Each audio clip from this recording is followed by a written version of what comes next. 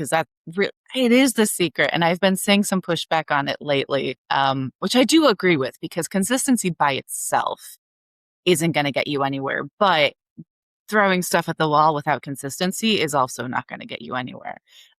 So you have to show up on a consistent basis, especially if you're going the DIY route. Make sure you have a calendar of when are you publishing your next blog post, your next video, your next podcast episode. It has to be on a schedule. Otherwise, we all know it'll never happen.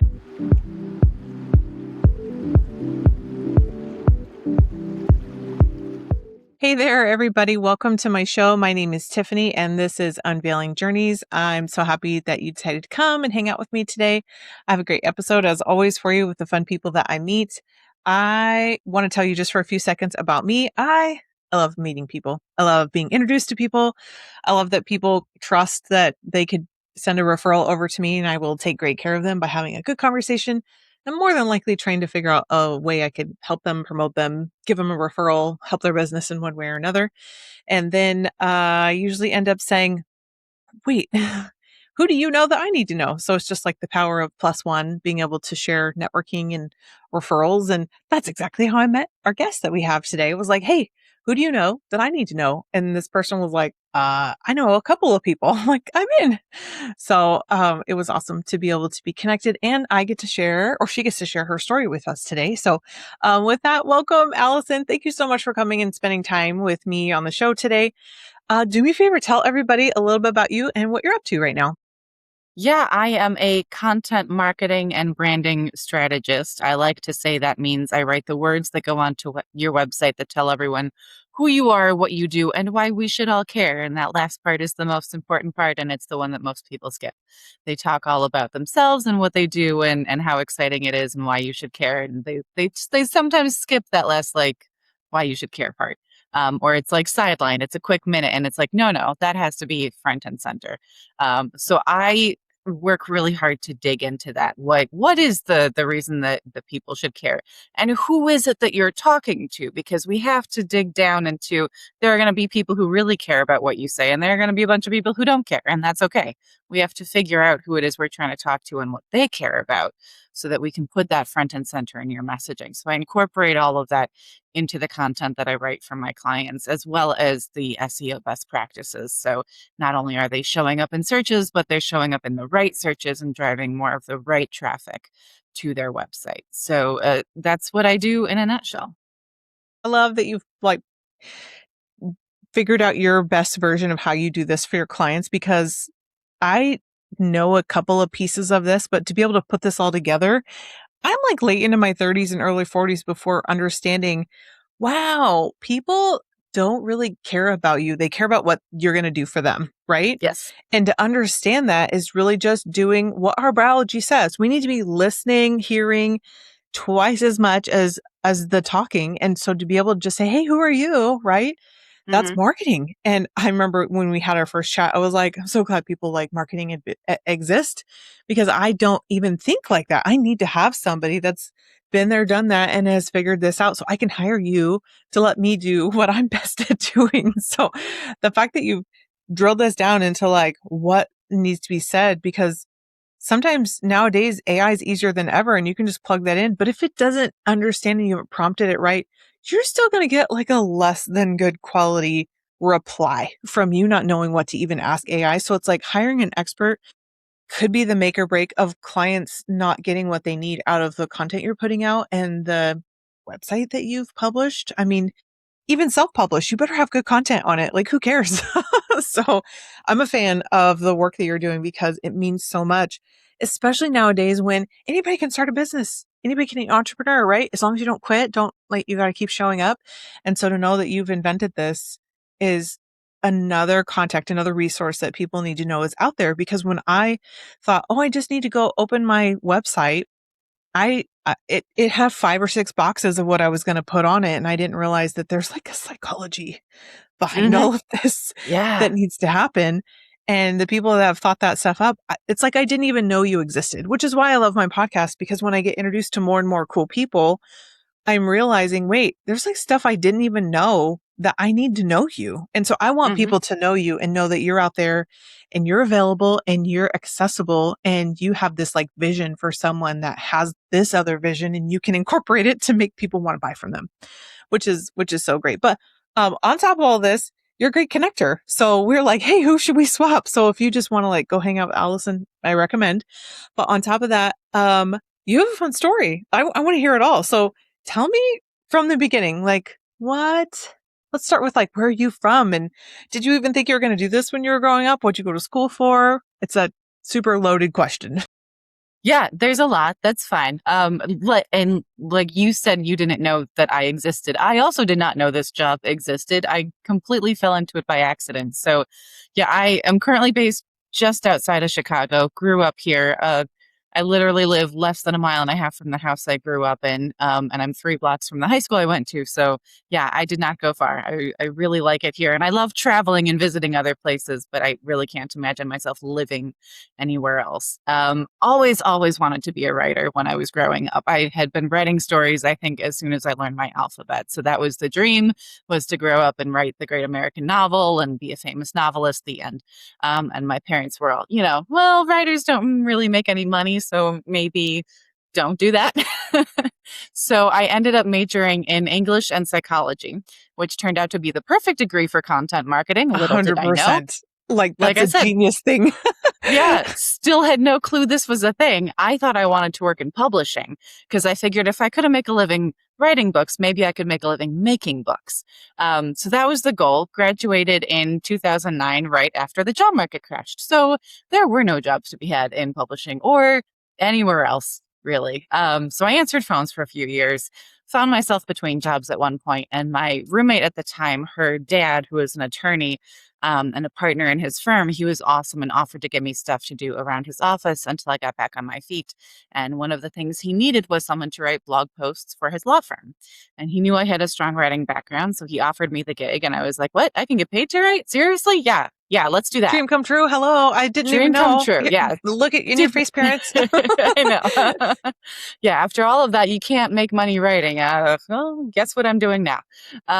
So took over writing for his blog posts. He had been writing them himself up until that point. So I was reading some of his blog posts to get a sense of what the heck I was supposed to be doing. And they started out fine. And then like 2 or 3 paragraphs and they switched to something seemingly completely different. And I was like, wait, how did you get from here over here? What? So I did eventually figure out where he was going with it and how he got there, but only because I was being paid to sit there and figure it out. If I had been a prospect, I would have said, oh, okay, I'm going to find what I need somewhere else because this is not helpful to me. So after, looking through those, I was like, oh, all right, yeah, I can take over your blogging for you because I know I can do a better job than this. Exactly. I was going to say, you could do a better job than him. You're like, I'm more of a storyteller than you are. You just show up in court, buddy.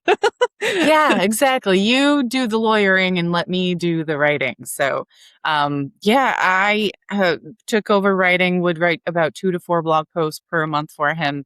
And after 6 months, he came back and told me I had brought in $75,000 worth of business to his law firm That's so just through the exciting. blog posts I was writing for him. And that was like my first aha moment of, oh, this is not just busy work that he's giving me as a favor so I can continue paying my share of the rent.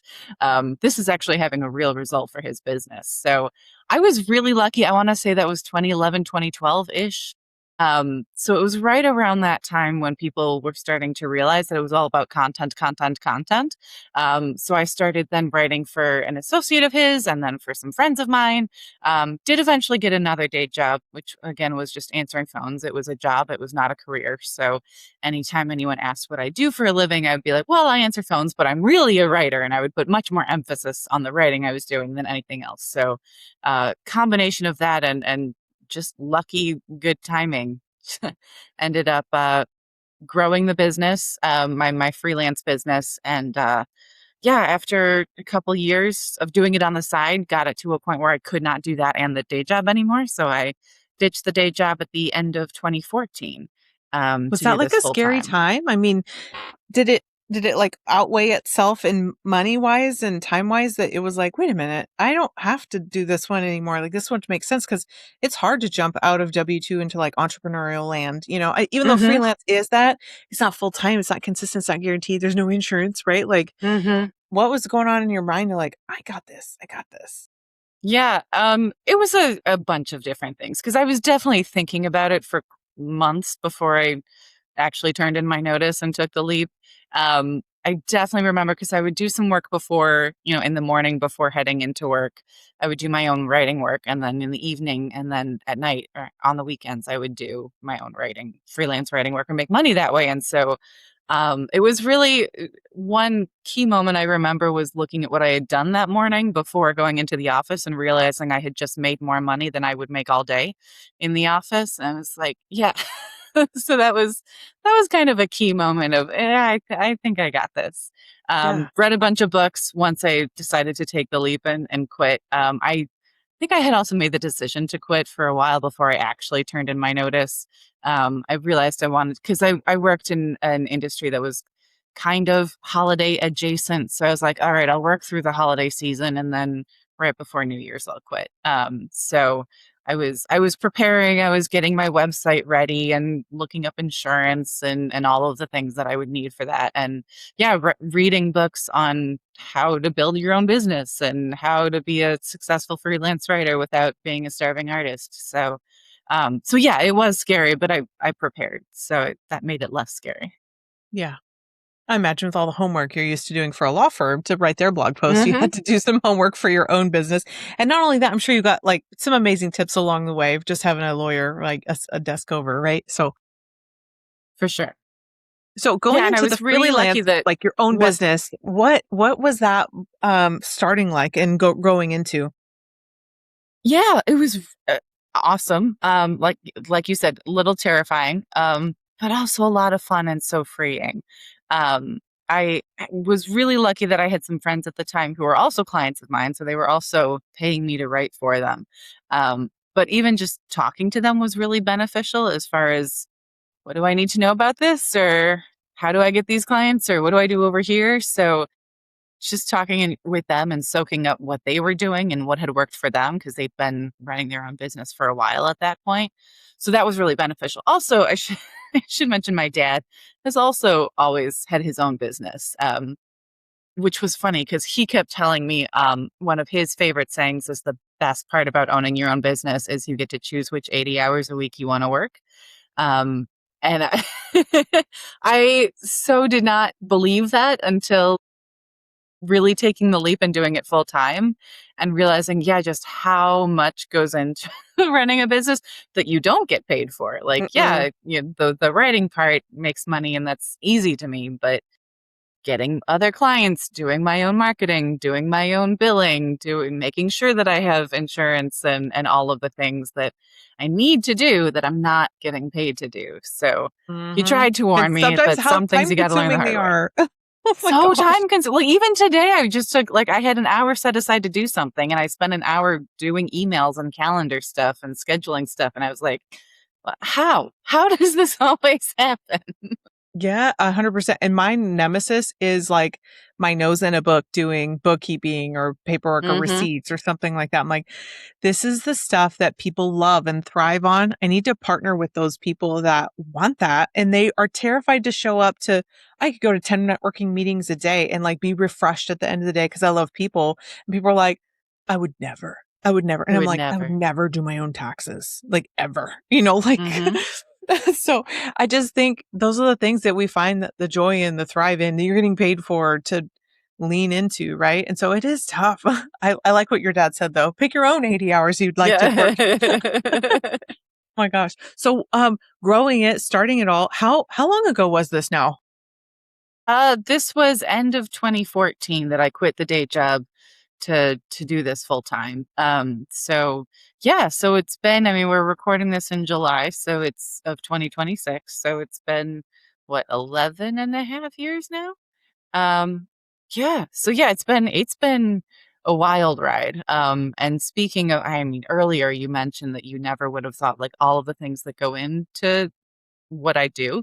Like there wasn't a whole lot that went into what I do back in 2014. It was a lot of like looking online and seeing what other people are saying and basically massaging that and putting it into a blog post. Like the stuff AI can do now, that's basically what I was doing. But the more I did it, the more I realized, well, actually SEO and content are so interlinked that you can't not do one without the other. So I fell down the SEO rabbit hole and never really found my way back out. And then figuring out, well, okay, who's your ideal client and what do we want them to do once they're done reading the blog post? What comes next? So figuring out what that looks like because it does look a little bit different for every business.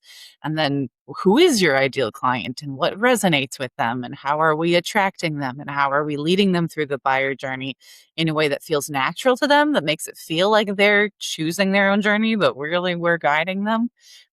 So figuring out that all of that is the only way to make your content effective. Again, because I started way back in, the early 2010s, it, it was really easy to just put content up on a regular basis and get results, but it's gotten so much more competitive since then that doesn't cut it anymore. You have to be much more strategic and thoughtful about what you're doing and why. Yeah, and if it makes like an actual return for you, there's people I've met like, oh, I'll blog post for you. I'm like, wait.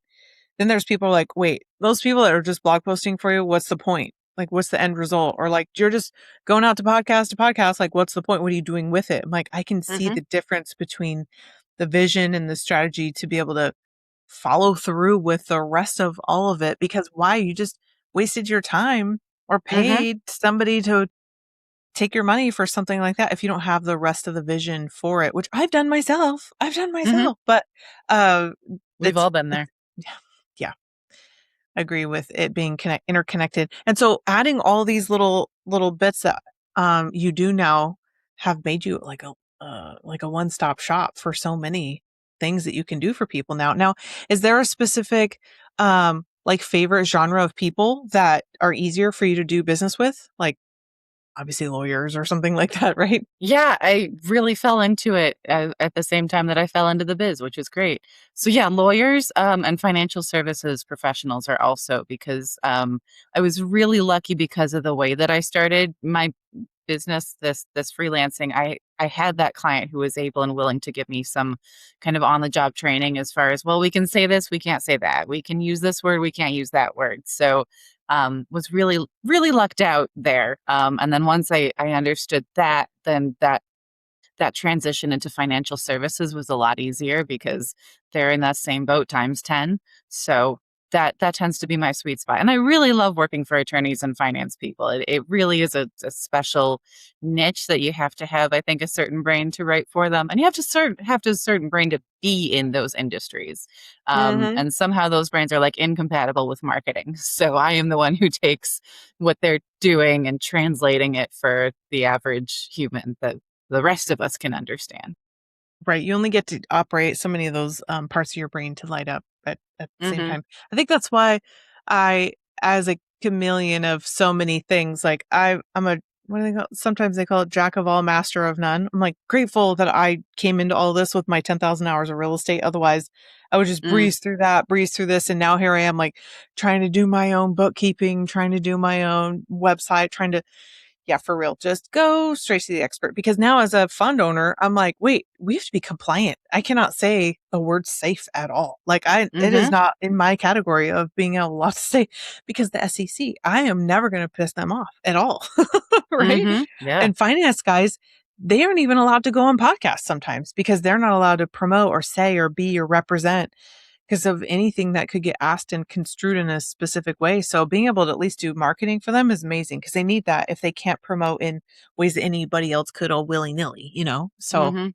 They are so hamstrung. yeah. And some of them are so darn analytical. They're great at what they do. You want that, but you're like, Mhm. don't want to talk to you about this. Yeah. Yeah, they're great at what they do, they're not great at communicating what they do or why it matters. Yeah, yeah. It's just like, well, you need it. It's like, well, tell me why. Please, please. Well, showing up to do all this stuff and then you constantly keep reinventing yourself. And obviously you can't really hand any of this stuff off to AI. So the people that need you are still going to be the people that need you because we cannot focus on any amount of hallucination that would get them in trouble. So you're going to Mhm. be where you're at for a hot minute. but it's a lot of work. You get to choose your own 80 hours. Like, why do you keep showing up to do what you do right now? Yeah, I mean, like we talked about in the beginning, this was the dream, was getting paid to write, and I'm getting paid to write. I love getting to hear people's stories and really dig into it. And why did you do that? And I'm like the little kid going, why, why, why? And I get paid to do that, and that's awesome. And then I get to translate that into a compelling story that the rest of the world actually wants to read, and that is so much fun for me to do. So that's a big reason, is just because I love doing this and I get to do what I love every day.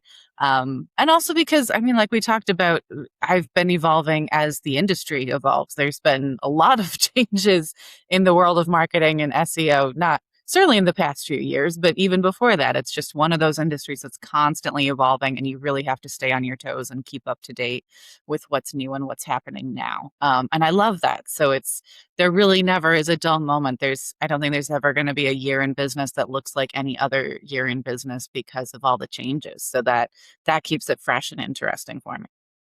I love that. That's cool. And you're right. Like, luckily, you're not a tax attorney, but you got to almost know as much as they can so that you don't say what you're not supposed to say.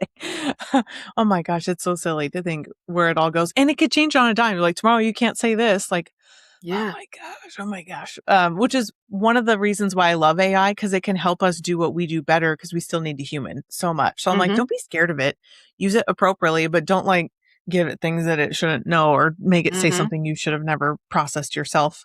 Like the first couple of guys that started using AI and like got, their license removed from being an attorney because like Hmm. you didn't proofread it. Like, this is your whole I job. Make know. your group to do it. Like, oh my, at the you very deserve that, least, buddy. at the very least, fact check it. And it was kind of funny when it happened, like the first one or two times, but the fact that it keeps happening is like, really, people? We still haven't learned our lesson? No, we'll go there another day, right? But let me ask you this, because people want to do business with you. What's your favorite way for people to come find you? LinkedIn, I'm very active on LinkedIn. I think I'm the only Alison Ver Halen on there, as long as you be sure to spell Allison with one L. Um, Also on YouTube as Alison Ver Halen Content Marketer. And my website is AV, as in my initials, Alison Ver Halen. That is avwritingservices.com. Cool, cool. Made it so easy. And by all means, get on her calendar. She's accessible. It was like easy for us to get together, and then easy for us to put her on the show so I could tell you guys about her. But on top of all of that, I know you've got always cool stuff going on. So like, what's next? What's on the horizon for you? What isn't on the horizon for me? That is a good question. I have a series of courses I've been working on for my website that I would like in the final stages. I need to get that up and running. Of just telling people, for the people who want to do all of the marketing and blogging and SEO and all of the things but can't afford to hire me, they can take those courses and figure out how to DIY. So that hopefully before the end of the year that'll come out. I am also looking to start my own podcast. I just started going live on LinkedIn on a regular basis with other marketers, just so we can have fun and geek out about marketing together and have a good conversation that benefits other people. So that's something that I've been doing and really looking into. I've been guesting on lots of podcasts, and it's great, and I always have a good time, but would really like to have my own, I think. And then last but certainly not least, I mean, I think we've talked a little bit about the intersection between sales and marketing. When it's really done strategically, it should get the right people in the door and educate and nurture them. So by the time they get on the phone with you, they're like, the selling job is already halfway done. They're already mostly convinced you're the one they want to work with. So I work primarily with solopreneurs and small to mid-sized firms. But once you get into the larger firms, you have sales and marketing teams instead of a revenue generation team. And sales and marketing tend to act like they're on opposing teams instead of working together to achieve the same goal. So I am really looking to get into those corporations and have a workshop where I bring them together and help them understand how each can help the other and how they can work together to achieve the same goal. And then everybody looks really awesome and does their jobs better, and the company makes more money and everybody wins. So figuring out how to launch that is my next big project. Well, that's going to be exciting. I appreciate your stance on that, because you're right. I've heard some really high end companies that are like, yeah, this department's competing against this department. It's like, why? We're all in the same ship going in the same directions. Like, Right? let's all work together as a team. It's not pit each other against each other. Let's all go.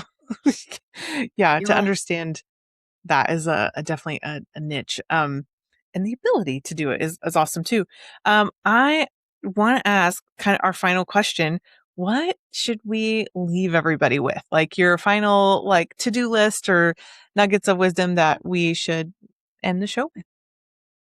My big nugget of wisdom when it comes to marketing is always consistency, because it is the secret. And I've been seeing some pushback on it lately, which I do agree with, because consistency by itself isn't going to get you anywhere. But throwing stuff at the wall without consistency is also not going to get you anywhere. So you have to show up on a consistent basis, especially if you're going the DIY route. Make sure you have a calendar of when are you publishing your next blog post, your next video, your next podcast episode. It has to be on a schedule. Otherwise, we all know it'll never happen. It'll keep getting pushed to the back of the to-do list while you're doing everything else. So make sure it's consistent. I agree. I love that. I had to literally hire someone to make me make it consistent because if I was up to me, I would get in my own way, be like, no, they don't want to hear from me today. I just posted that day. I'm like, when you Hmm. schedule it all out, it's brain free activity that you get to Hmm. give that to someone else. And it makes so much sense that it's just out there. And someone told me, the algorithm fixes it for you anyway. Like if you post it 100 times a day, Mm, it's not going to show on your entire audience all your 100 posts. They'll figure exactly. it out. Like you could probably overkill and it would still be fine, which I love knowing that I Hmm. can't really mess that up either at some point. Not that I'm overkilling in the slightest. I'm probably under saying hi to people, but this has been awesome. Thank you. I appreciate your perspective, your time, and your story, and just to be able to hang out on the show. We finally got to make it happen, right? Now, everybody else that's listening, thank you so much for your time. If you know you want to reach out to Allison, go follow her. If you're like, I can't find her, friend me on LinkedIn, and I will get you together with her so that way you guys can make magic happen. And in the meantime, I will see you guys on a next episode coming up and go have a great day. Bye.